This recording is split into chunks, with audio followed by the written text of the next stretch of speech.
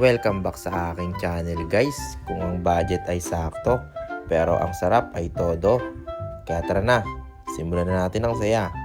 Jay is on the way!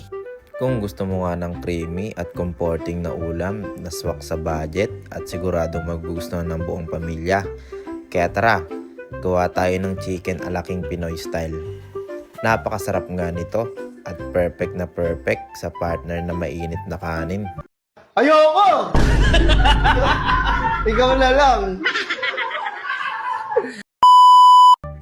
At ang mga ingredients nga pala na gagamitin natin dyan ay chicken breast o chicken fillet, crispy fry, itlog, sibuyas, carrots, evaporated milk, cornstarch pampalapot, chicken cube, paminta, at asin. Ang dami naman. Ha? Ang dami nakakapagod dyan. At ang unang first step nga pala natin ay tinimplahan lang natin yung manok ng paminta, asin, crispy fry, egg, at i-mix lang natin siya together para magsama-sama na sila. Pero kayo, hanggang friends na lang talaga. Aray ko. Sana pala hindi ko na siya nakilala. So mix lang ulit natin siya hanggang magsama-sama lahat ng ingredients na ginamit natin kanina. Tapos after nyan, i-rest muna natin ng mga 10 to 20 minutes bago natin siya iprito para yung mga ingredients manuot sa manok. At isa lang na nga natin ang manok ni San Pedro. Ayan, prituin lang natin siya hanggang mag light brown. Huwag masyadong madaliin.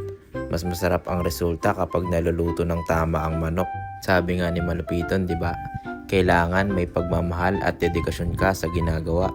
At dahil dyan, papakiwin ko na yan mamaya. Toyan niya. Kaya bigyan mo ng pagmamahal sa ginagawa, dedikasyon. Dedikasyon. Sige, pakiyawin ko na.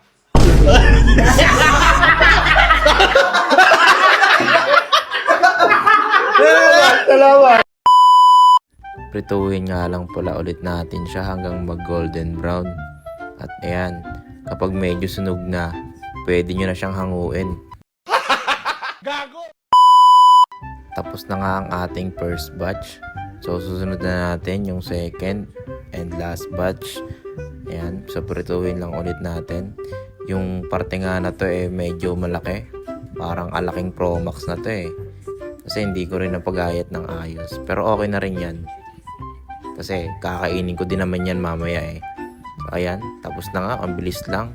Binaligtad lang ulit natin kasi medyo nasunog na. Ayan, fast forward tayo.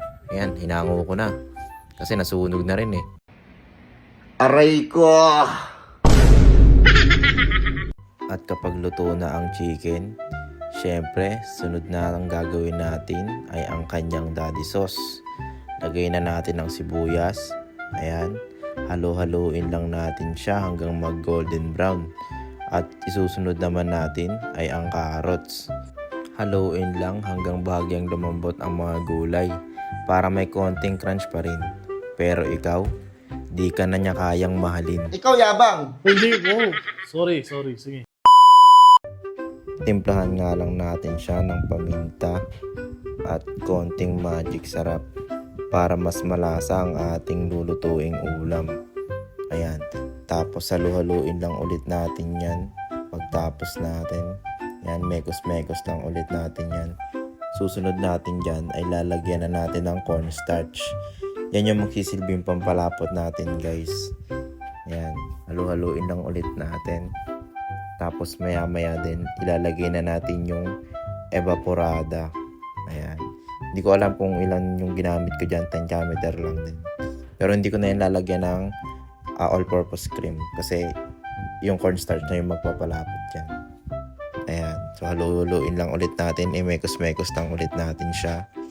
Ayan. Hintayin lang natin yan hanggang lumapot siya. Timplahan nga lang natin siya ng konting asin. Ayan. Para medyo magkaroon ng lasa yung ating sauce. Ayan. Nakalimutan ko nga palang sabihin guys, may parsley nga pala yung kasama. Ayan. Nilagay ko na din yung parsley. Parsley yung nilagay natin dyan. Nakalimutan kong banggitin dun sa ingredients pero idagdag nyo na lang din. Ayan. Para hindi na ako mahirapan mag-edit. Tado. Saan mo lalagay? Dito. Oh, lol. Ayan, kita mo naman, creamy at malinamnam ang ating chicken ala king. Kung gusto mo nga ng mas malapot na sauce, magdagdag ka lang ng konting cornstarch. Ayan, napakasarap naman talaga yan eh. Diet daw si Maring Jessica eh, kaya kinontian lang natin yung kanin niya. Aray mo! Pakak! At ayan ang ating chicken ala king Pinoy style. Tignan nyo naman, ang creamy ng sauce, ang colorful ng gulay, at ang juicy ng chicken. Ito ang klase ng ulam na kahit sabihin mong diet ka, sigurado akong makakaapat na kanin ka pa. Kaya naman si Maring Jessica, day 1 ulit sa papayat journey niya. Ang galing! Ang galing! Kung umabot ka hanggang dito, maraming salamat sa panonood.